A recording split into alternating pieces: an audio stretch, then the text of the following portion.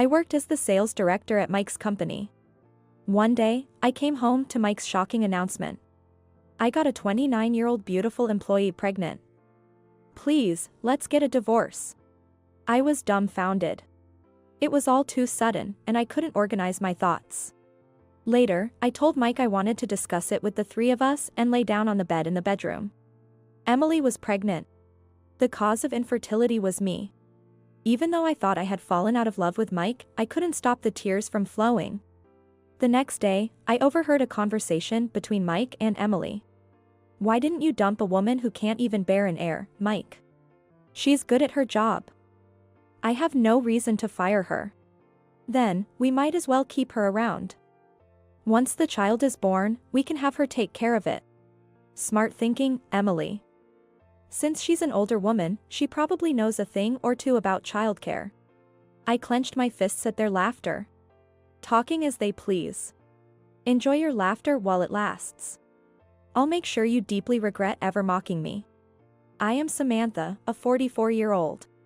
10 years ago, I reconnected with Mike at a college friends gathering. Mike was the only son of a well-known local business. He lost his father when he was young, and now his stepmother serves as the chairperson, I heard. During college, I attended the same lectures as Mike. But due to the lively crowd around him and feeling inferior because of our different backgrounds, I never got the chance to become close. However, upon reconnecting, I found that he didn't flaunt his wealth and was actually quite friendly and cheerful. Later, Mike asked me out and eventually proposed to me. My family was just an ordinary household. I was nervous that his mother might oppose me as not suitable to be a bride, but when we went to greet his family, they accepted me without hesitation. My university education in accounting, finance, and management, and the qualifications I had earned seemed to have made a good impression. After our engagement, I started working at Mike's company, and now I serve as the director of sales, handling sales administration. Having grown up watching my parents' loving relationship, I always dreamed of marriage. I never doubted that with the person I love, I could build a warm home. So, it never crossed my mind that my happiness would shatter just 10 years into marriage. In the beginning, Mike was very kind to me. With his responsibilities as a president and his wide circle of friends, our weekends were almost always fully booked. Though they were Mike's friends, they were strangers to me. I thought I would naturally be left out, but he took me along to barbecues, camping, skiing, and introduced me to his friends. Among his friends were not only men but also women, couples, and married people. I, who had no friends of the opposite sex, felt uneasy about the concept of female friends, but Mike acted with propriety. Neither the female friends nor Mike showed any behavior that could lead to misunderstandings, and I was relieved. Single, married, same or opposite sex. Mike treated everyone equally and friendly, which made me, who is quite shy, respect him greatly. However, over the years, Mike's attitude towards me gradually cooled. He would frown upon seeing my face, sigh, and look displeased at the cosmetics I left in the bathroom. Mike, our wedding anniversary is coming up. I'll make a reservation at our usual restaurant. When I mentioned this, he replied sullenly. Can't you see I'm busy with work? I don't have time to go to a restaurant. But, every year, no matter how busy, you always made time for that day. Then Mike sighed deeply and said in a frustrated tone. If you want to go so badly, go by yourself. How long are you going to stay in this newlywed phase? His harsh words left me feeling dejected.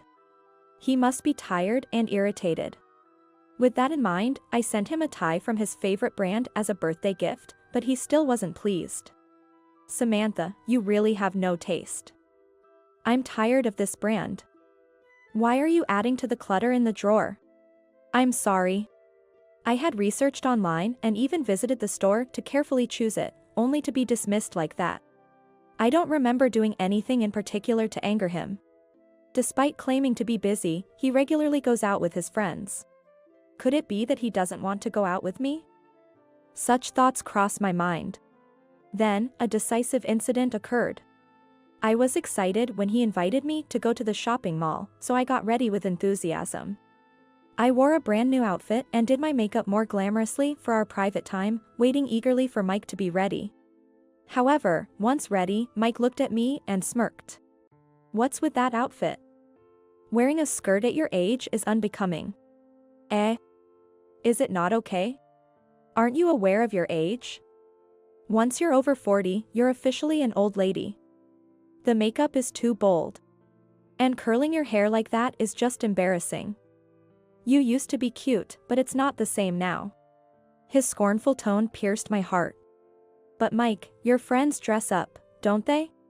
They can pull it off because they're beautiful. You're different, aren't you?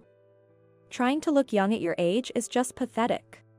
It's not about trying to look young, it's just... Mike clicked his tongue in response to my rebuttal. Dress more normally. Do you want to embarrass me? Ah, forget it. I've lost the mood to go. It's ruined. Even though I went out of my way to invite you. He scratched his head in annoyance, threw his jacket on the sofa, and retreated to his study upstairs. Can I have ham sandwiches for lunch today? I want to eat in 30 minutes, so get it ready. His voice came down from upstairs. I was just a little excited about going out after a long time. Why did I upset Mike's mood? I bit my lip to hold back tears, changed back into my room clothes, removed my makeup, and started preparing lunch. Upon reflection, Mike is the same age as me, so if I'm an old lady, he's an old man. I may not be beautiful, but Mike is just an average middle-aged man, no different from others out there. Raised to be the next president, he has high pride and is full of confidence. Before we were married, those traits seemed appealing, but I never anticipated being looked down upon like this. Sometimes, I almost blurt out complaints. But since we work together, I have to face Mike at the company too.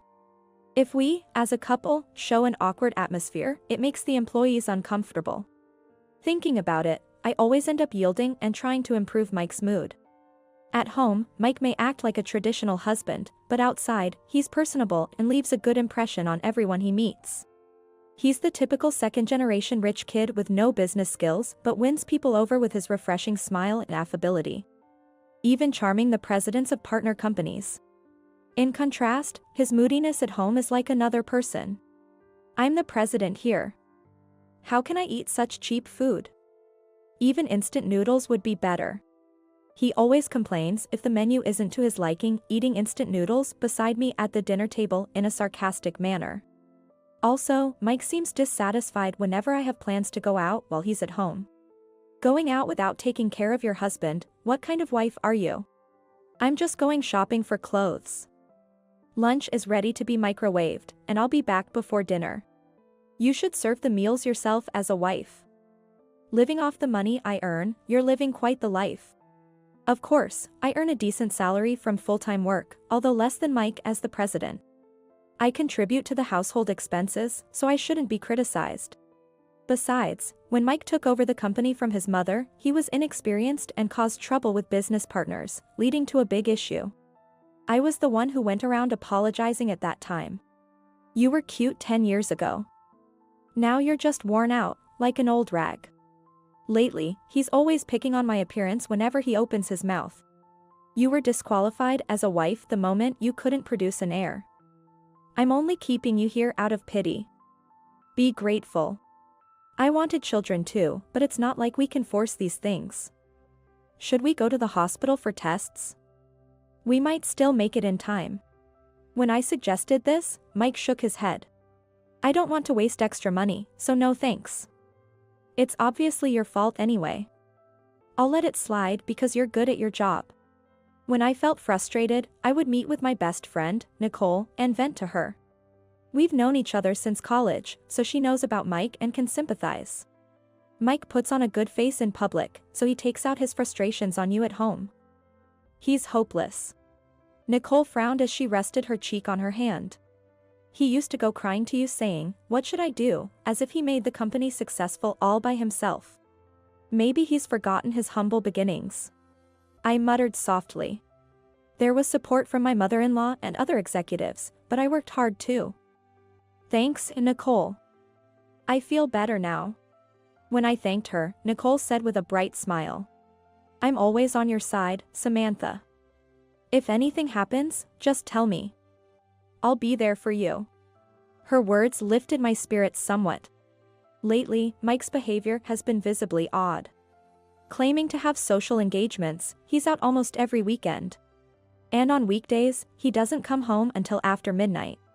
Yet, he doesn't seem tired at all, rather, he always looks like he's having a good time. On Sunday evening, after finishing my chores, I was reading in the living room. Mike had left in the morning without even telling me where he was going, as usual. He wouldn't be back until late at night. Surprisingly, Mike came home just after 8 p.m. He entered the living room, his cheeks flushed, unable to hide his excitement. "Hi. You're home early. Samantha, I got good news." "What? What happened?" "I'm going to be a father." I blinked in disbelief. "What?" "I got a 29-year-old beautiful employee pregnant. Please, let's get a divorce." I was stunned and stared at Mike's face. It was too sudden, and I couldn't organize my thoughts. I'm finally going to be a dad. Finally, we'll have an heir. Mom will be thrilled. Wait a minute. You were cheating?" When I asked in astonishment, Mike replied without any sign of guilt. "Do you know Emily from the accounting department?" "Yes, well. She's a beautiful woman." "Right, she's beautiful and has a great figure. And she's still in her 20s, plus she's competent at work. After all, nothing beats a young woman." While I had heard of Emily's beauty, this was the first time I heard she was good at her job. "So, you're no longer needed. Let's get a divorce." His blunt words irritated me. I had accumulated a lot of dissatisfaction with Mike over the past 10 years, and I had no lingering affection for our marriage. But I'm not naive enough to just agree with a quick yes. If he has been cheating all this time, I must get a substantial amount in alimony from both of them. It's troublesome to be told this all of a sudden. "Could you invite Emily over? Let's discuss this together, the three of us." When I said this, Mike's voice perked up. "All right, I'll pass on the message." Watching Mike's cheerful gait as he went to take a shower, I closed my book. I went upstairs to the bedroom and lay down on my bed. I was overwhelmed by a sense of emptiness. The shock of being cheated on was overshadowed by the devastating news that she was pregnant. Mike had always wanted an heir. Of course, just because he wanted it didn't guarantee the birth of a boy. But before that, I had not become pregnant. If Emily was carrying his child, then the problem must lie with me. I wonder if we would have been happily raising a child together by now if I had been pregnant. Even though I thought I had run out of love for Mike, I couldn't stop the tears from flowing. The next day, with swollen eyes, I went to work early and made myself a coffee to wake up. As I was about to leave the corridor, I overheard Mike and Emily talking through the door. Was she shocked? Yeah, she looked completely stunned. I can't believe she hadn't noticed the affair. Hilarious, it's been going on for 2 years. Emily laughed with a snicker. Mike, why didn't you just dump her sooner since she can't bear an heir? She's useful like a housekeeper, and she's good at her job. It'd be awkward after a divorce, she'd probably quit and go somewhere else. Then just keep her around for now. You can always dump her later. Once the baby is born. Just make her take care of it since it's the boss's child. To this outrageous suggestion, Mike responded with admiration. Smart thinking, Emily. She's an old lady, so she probably knows a lot. If it's for the child, she'd probably listen. Their laughter at this idea made me clench my fists. How dare they talk like this? They won't be laughing like this for long. I'll make sure they regret ever making fun of me. After making the necessary preparations, I told Mike to invite Emily over in 2 weeks. And then, on the day, Emily arrived as if visiting a friend's house. Hello. Wow, your house is really nice. I've always wanted to come here. Emily's eyes sparkled as Mike arrogantly responded. What, you should have said that sooner. I even had her cook and entertain you. Ignoring my grimace, Emily looked around the room curiously and started wandering around. This kitchen is so spacious and stylish. It's nothing like my one-bedroom apartment. Your place is pretty too. It has that young girl vibe. Really? Can I see the other rooms, Mike? To this brazen request, Mike grinned and led the way. This is bathroom, and next to it is the sunroom. A sunroom. I wish I had one. Oh, there are so few houseplants. Such a waste of a spacious area. Is this your taste, Samantha? Emily complained about the space with a glass table, an indoor hammock, and 2 potted plants. This woman came to apologize for the affair, yet she's criticizing someone else's home decor. What kind of mentality does she have? No, a sane person wouldn't propose having the CEO's wife raise their child. Ah, forget it. Samantha is not as kind as you, she kills plants immediately. She must be hated by them. That's too bad for Samantha. As they laughed, I bluntly said. You came here to talk, right? Please sit down at the table. I waited for Mike and Emily to sit on the sofa opposite the table before speaking. Let's confirm this again. Emily, you are pregnant with Mike's child. Is that correct? They nodded at my question. Samantha, I'm sorry. But this is fate. Emily looked at me with teary eyes and a pleading gesture. Her familiar tone grated on my nerves. The baby coming to me means that Mike and I were destined to be together from our past lives. Marrying you was a mistake. We need to correct this mistake and start over, or both you and Mike will be unhappy. I love you both too much to allow that. I couldn't help but smirk at Emily's absurd reasoning. Her self-defense was so outrageous that it moved beyond anger to sheer disbelief. I truly love Mike from the bottom of my heart. Please, let me have his child. Emily pleaded in a sugary voice, causing Mike to sniffle in response. It seems he was moved to tears. I love Emily too. It would be a shame for our child to grow up without a father, especially since it'll be the heir to Smith Industries. We need to raise together. Hearing Mike and Emily's earnest pleas only made me feel more disillusioned. Any lingering affection I had for Mike vanished with this incident. I no longer had any desire to continue as his wife. Fine, but I'm quitting my job. What? Keep working, Mike frowned. At your age, it'll be hard to find another job. Considering your contributions, we'll keep you on board. Really? I have management qualifications, I'm sure I can find something. Mike, you're so kind. Since the President Smith says so, Samantha, you should stay at our company. I don't mind at all. I sighed, glancing sideways at Emily's grinning face. That's not going to work. Because that woman. I paused for a moment before delivering the shocking news. She's been embezzling company funds. What? Emily's eyes widened for a moment before she awkwardly dropped her gaze to the floor. What did you say? Mike was visibly shaken. I kindly explained.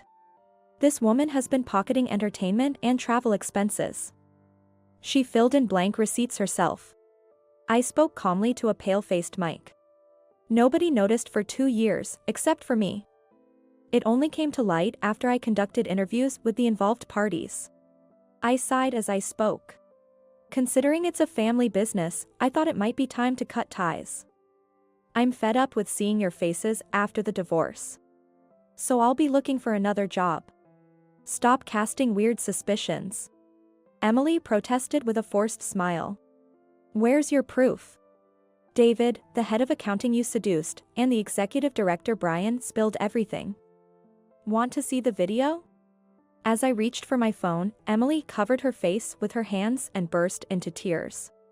I'm sorry. My father's company went bankrupt, my mother collapsed from the shock and was hospitalized with an incurable disease. My brothers rebelled against our parents, racked up debts, and disappeared. My salary alone wasn't enough, so I ended up doing it. Emily sobbed dramatically, as if she had eye drops ready. Mike, easily fooled, embraced Emily's shoulders, looking somber. That's tough. You should have told me. I didn't want to trouble you, Mike. I've already spent all the money on paying off debts, so I can't return it. Mike seemed to genuinely believe Emily's blatant lies. She probably spent the money herself. What are you talking about? Don't be shy. Crying too much might harm the baby. How much was it? $20,000. Of course, I expect it all back. Depending on your attitude, I might even sue for embezzlement. Let's cover that amount. Who knows about this? The entire board. I'll take care of it. Emily, don't do it again. Yes, I won't. Thank you so much. As Mike patted Emily's head, I was utterly disgusted. This is an unbelievably lenient decision for a CEO to make. It feels like watching a terrible lead couple from an outdated romance drama that's no longer in vogue, making me feel nauseous. I suppressed my nausea and proceeded as planned. So, Emily, was your part-time job at the nightclub also to help your family? Mike showed a brief sign of disturbance at my words, but quickly pretended it was nothing. Our company doesn't forbid part-time jobs. I just wish you had reported it. Sorry. Emily's face tensed, which I did not miss. With a smile, I laid out the photos I had obtained on the living room table. I'm not sure what to think about this. It seems harmful to the baby, but if it was Emily's decision, then it can't be helped. Emily's expression changed instantly. She snatched the photos from the table. This was photos with customers. Mike, you probably don't want to see these, right? While Emily responded with a forced laugh, I laid out different photos in front of Mike. Mike gasped. No wonder, the photos showed Emily arm in arm with various men, cheerfully entering hotels. The photos implied she had intimate relationships with multiple men. Emily hurriedly gathered all the photos, but it was too late. As Mike was at a loss for words, Emily desperately made excuses. It's not what it looks like. I felt sick during a date outside work and went into rest. I didn't do anything wrong. Mike, you have to believe me. Emily pleaded with sparkling eyes, but even Mike seemed shocked. Is that so? Ah, you don't believe in me. That's terrible. You're the only one for me. Emily clung to her own arm and made a feverish appeal, causing even Mike to look bitter. Sighing, I stood up. I brought out my personal laptop from the bedroom, inserted a USB drive I received from the detective agency, and played the incriminating audio.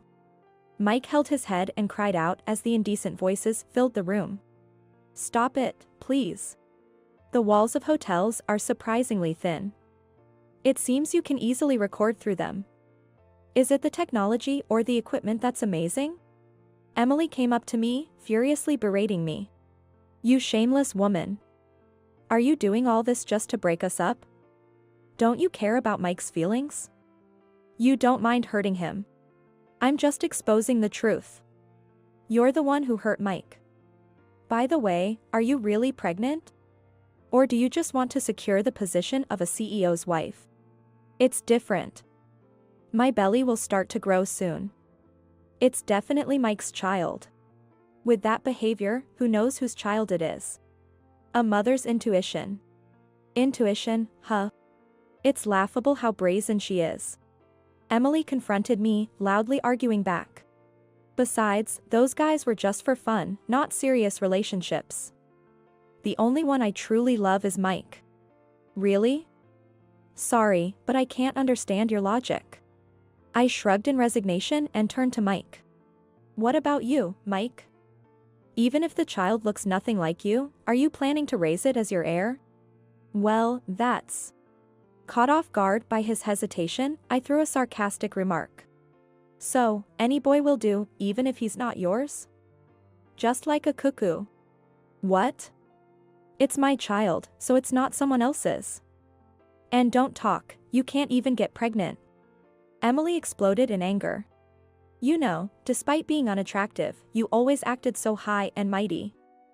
I've hated you since I joined the company. Just because you're competent at work, you boss everyone around. She glared at me, furiously ranting. Stop flirting with male employees, don't seduce the bosses, you're always so annoying. Emily, emboldened by my silence, continued her vulgar tirade. You're just jealous because you're unattractive, right? You thought you'd won by marrying President Smith, but too bad for you. Emily laughed shrilly. Hey, cut it out. Mike was appalled by Emily's foul mouth. He tried to stop her by pulling on her sleeve, but the heated Emily continued her tirade.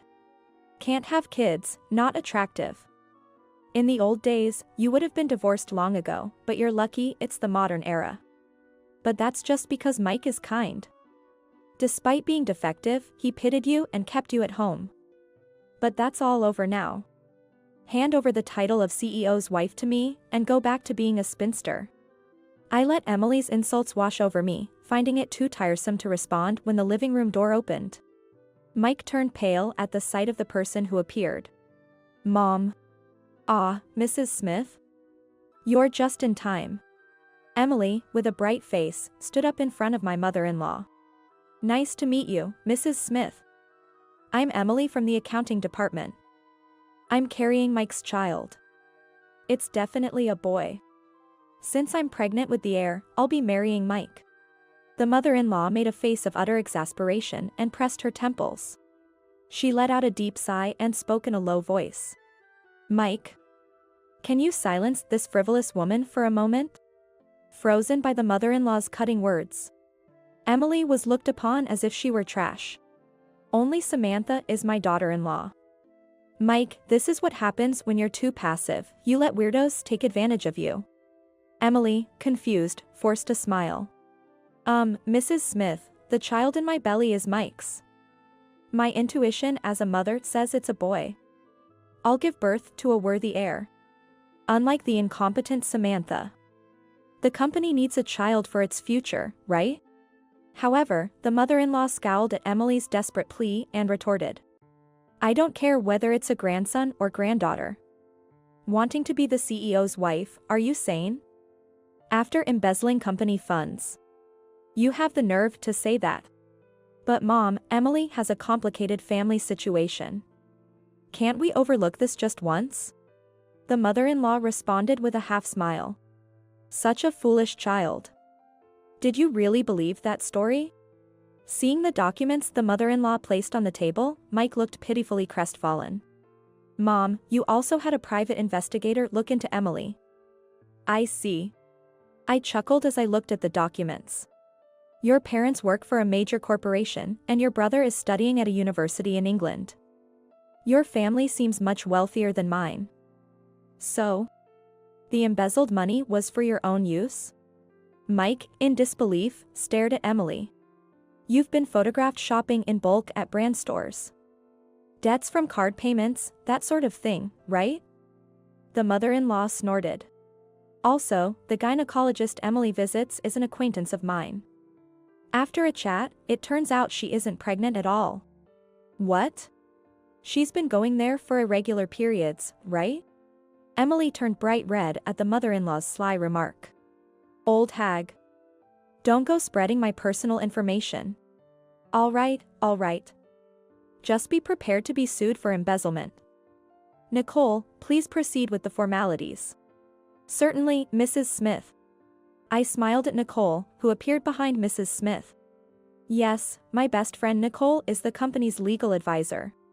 When Emily's embezzlement came to light, I informed the mother-in-law and consulted with Nicole right away.